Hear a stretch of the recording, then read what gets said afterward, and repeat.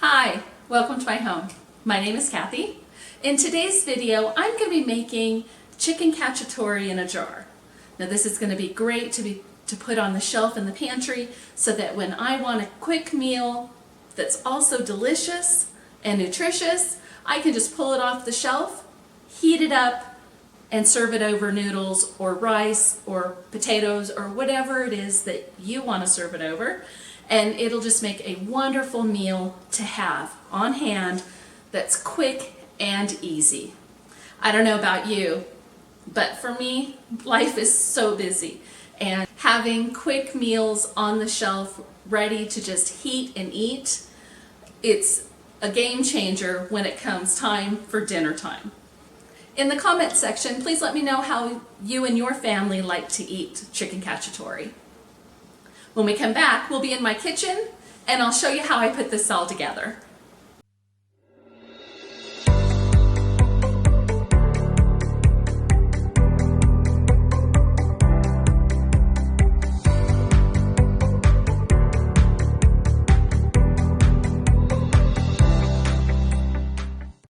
Okay, I'm going to start with 1 cup of diced mushrooms. These are portobello mushrooms that I'm using, and I'm just going to dice them up pretty small. So I want the flavor, but not necessarily the texture of the mushroom in my cacciatore. I love mushroom, and I don't mind the texture of mushroom, but not everyone in my family is a fan of mushroom. So anything I can do to get in the flavor without it being noticeable, that's what I'm gonna do. I'm just gonna cut these up into a nice fine chop or dice.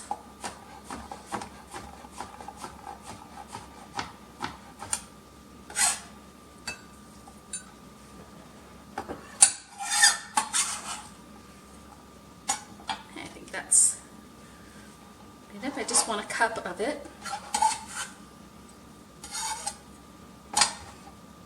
That's what I have here. In my pan, I'm going to add a tablespoon of olive oil.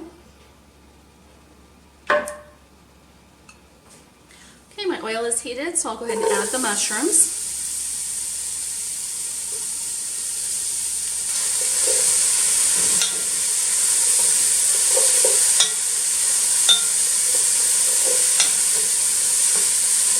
I'm going to let these cook until all of the moisture has been drawn out of the mushrooms. Because again, I don't want the mushroom texture. I'm just looking for that flavor. And by cooking them down, it's going to give you that nice, rich flavor. So we'll want to draw out all of the moisture out of the mushrooms. Now while those are cooking, I'm going to get the onions chopped up. So what we're going to do is 2 large onions. Don't throw away your onion peels. You want to put those in a bag in the freezer and save them for the next time you make broth.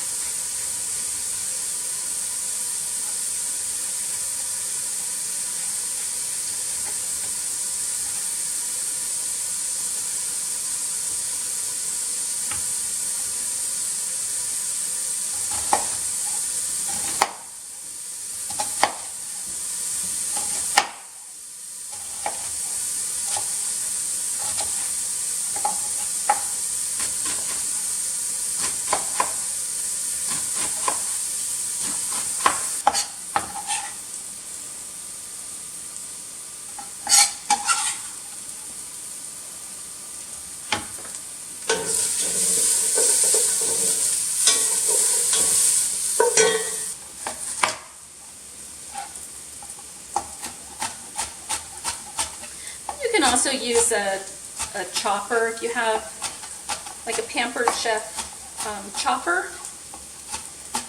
I have one. I should have pulled it out to use. Made this go a little bit faster. That would work great. Or if you have one of those the Vidalias slicers, those would work as well. But today we're just doing the old-fashioned way. Okay. Now that those mushrooms have reduced down, they're nice and brown. Those look great. I'm going to go ahead and add my onions.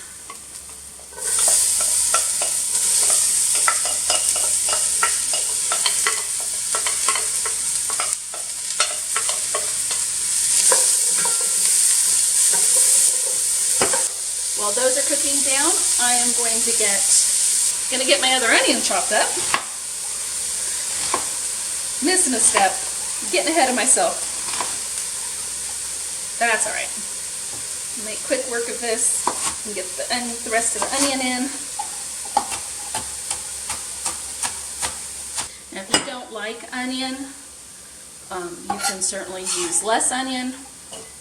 You could probably even leave the onion out altogether.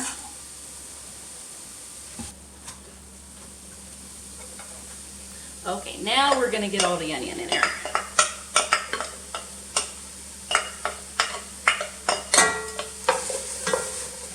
I know that seems like a lot of onion, but that will cook down quite a bit, so we'll just let that cook and start to sweat down. Now while that's cooking, I'm going to get the carrot cut up and put in. I'm doing 3 carrots. These carrots they're organic carrots. I've washed them and scrubbed them.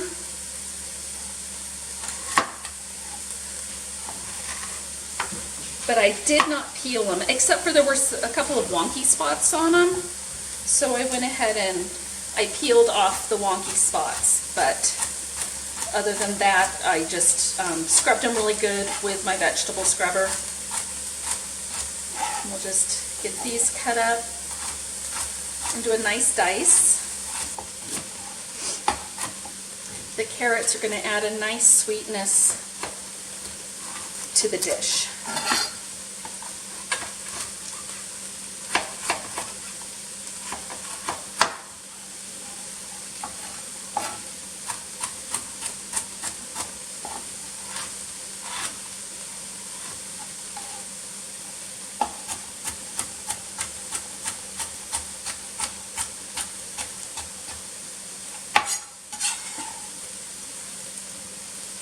Now next I'm going to cut up 1 red bell pepper.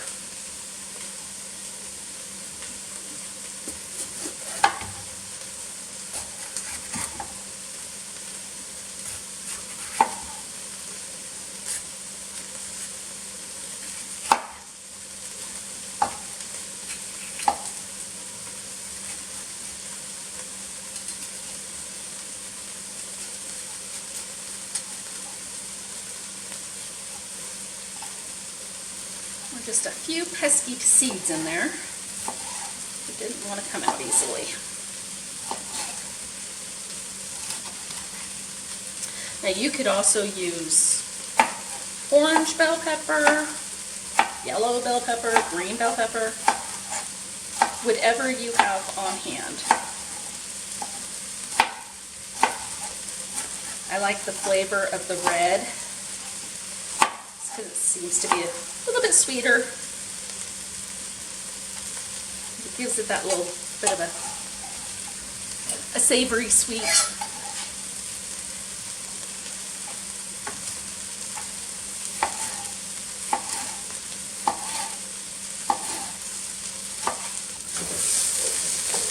Okay, now I'm going to add 1.5 cups of dry red wine. Oops. made a mess out of that. Use that to deglaze the bottom of the pan.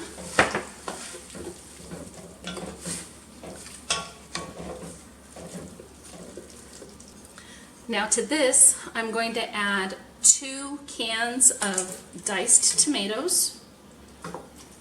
And these are, what size are these? These are 28-ounce cans. I'm going to add 2 of those.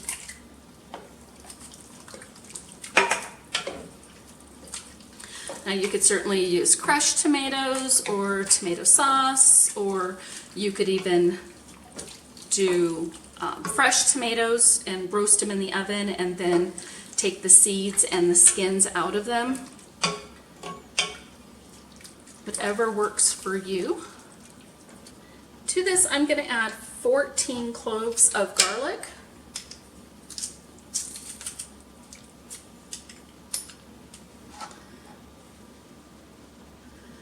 And I am cheating and using pre-peeled garlic. I bought a big bag of it at the last time I was at Costco.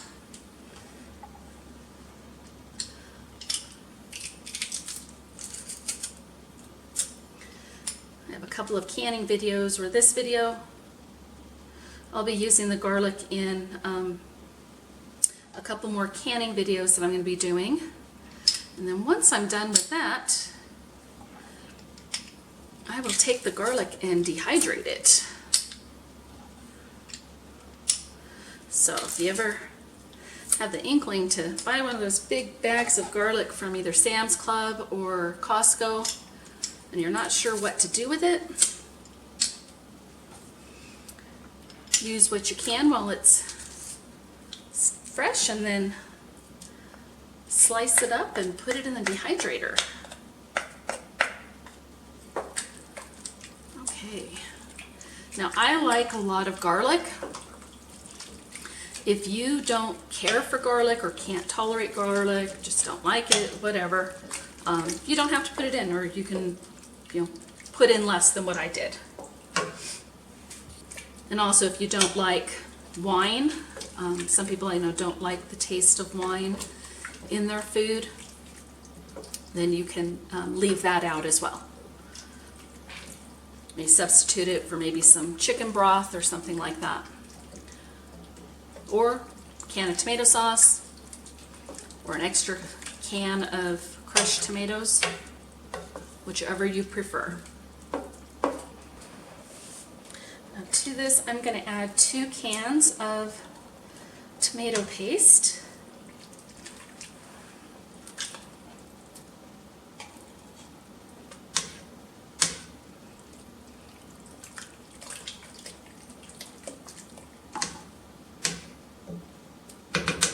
Add a tablespoon of onion powder, 2 teaspoons of salt, a teaspoon of thyme,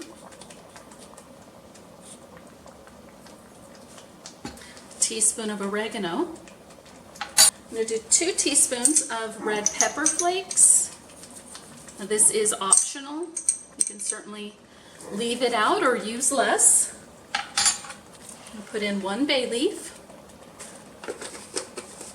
1.5 teaspoons of garlic powder or granulated garlic,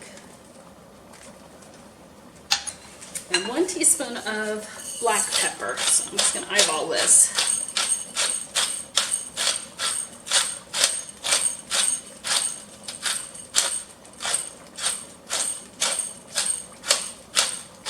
Good enough. Okay, we'll give this a good stir. Now to this, I think I'm also going to add some chicken broth. Love the sound of that.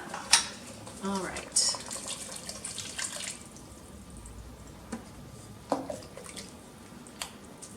And that should do it. So that was 1 pint of chicken broth. So now I'm just going to let this simmer for about 15 minutes just to let all of those flavors gel together. And while this is simmering, I'm going to go ahead and get my jars ready. Now while the sauce is simmering, I'm going to get my jars ready with the chicken. So I have 7 quart-sized jars, and I have enough chicken breast to do about a breast and a half per jar. So I'm just going to cut the chicken into chunks. I am not pre-cooking the chicken. The chicken is going in raw. But it will cook during the canning process.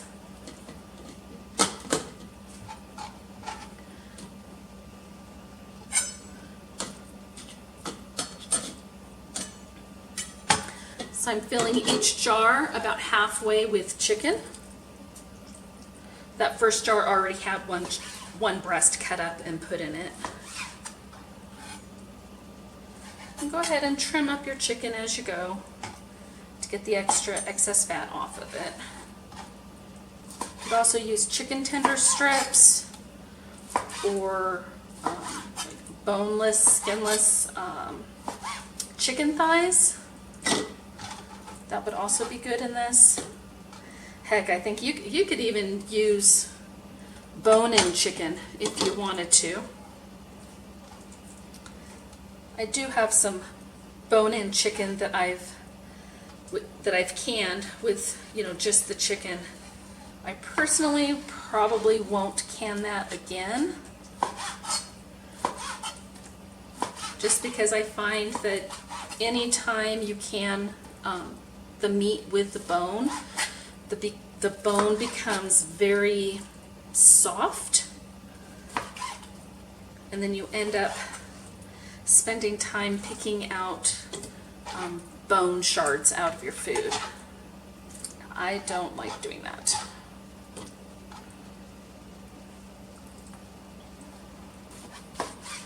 Now today I'm canning these in quarts, but this can also be canned in pints. And if you're looking for, a meal for just one person, I think that would be perfect.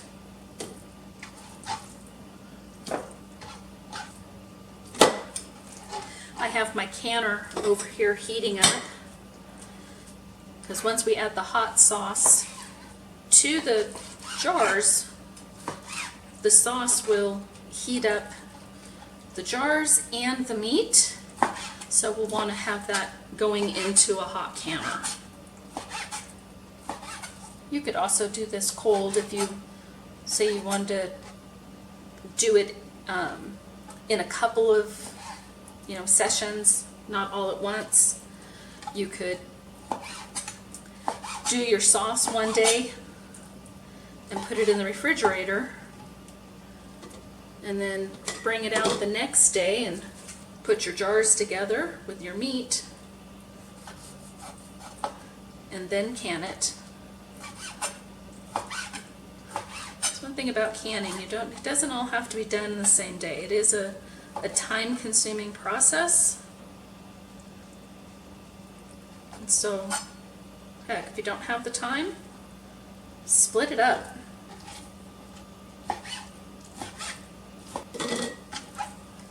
You may end up putting, I think, a little bit more than 1.5 breasts in each of these. I'm going to put a little bit more in each of these. What I'm looking for is to have the jars half full with chicken. And some of the breasts were bigger than others, so some of the jars just need a little bit extra help here. And I do have a breast and a half left, so maybe I didn't get the half in all of them, so we'll get that taken care of right now. Okay, I think that's good. All right, well, I'm going to get this mess cleaned up, and then we'll get the jars filled and in the canner. Alrighty, well, we are ready to get this canned up. First thing I'm going to do is take out my bay leaf. Now, I did taste the sauce and it is delicious. I could have probably gotten away with just a teaspoon of the red pepper, but I'm thinking that once it cans and it just mixes with some of that chicken juice, it should tame that down a bit. And if when I go to eat it, if there's too much of a spice, then I will tone it down then. So now what we're going to do is fill our jars to an inch headspace.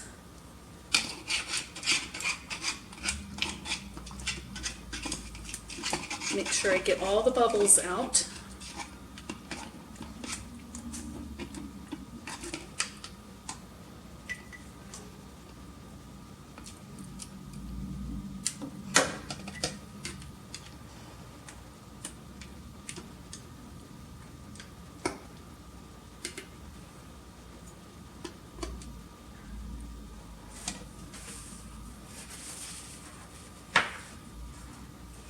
You know, wipe the rim with vinegar.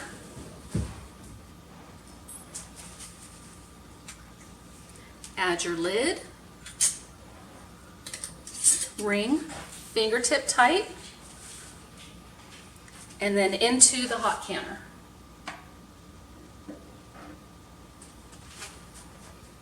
Now I'm just going to repeat that process for the remaining jars. And then I will be processing these for 90 minutes. Quarts you'll process for 90 minutes. If you were making pints, then you would only need to process for 75 minutes. So another one, debubble.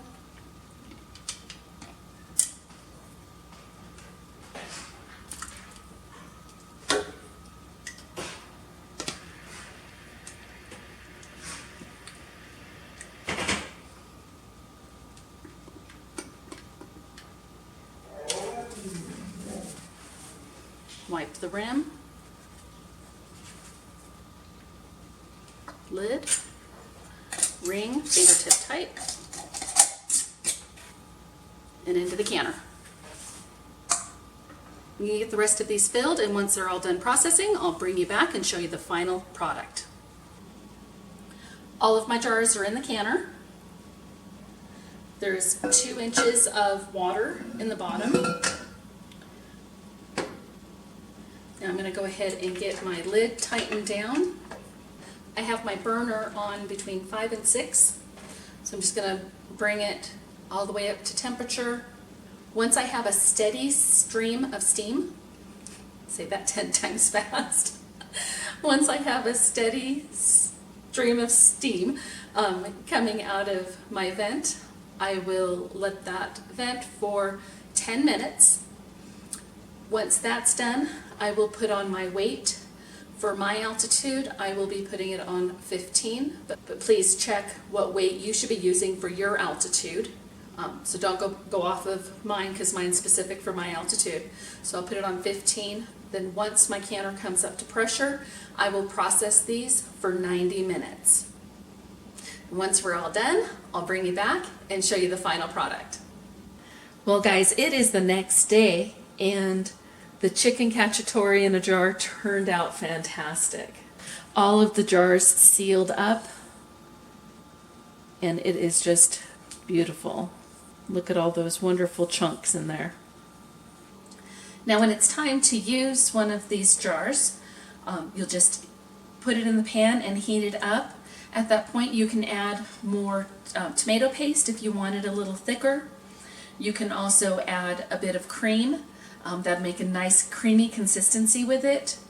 And then serve it over noodles or rice or mashed potatoes.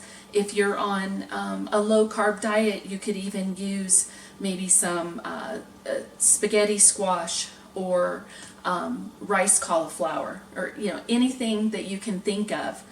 Couscous might even be really good to serve this over. Another thing is, if you don't want to use chicken, you can also substitute the chicken for pork or turkey or any other type of meat that that you want. So you don't have to use the chicken in it. But then I guess it would be pork cacciatore.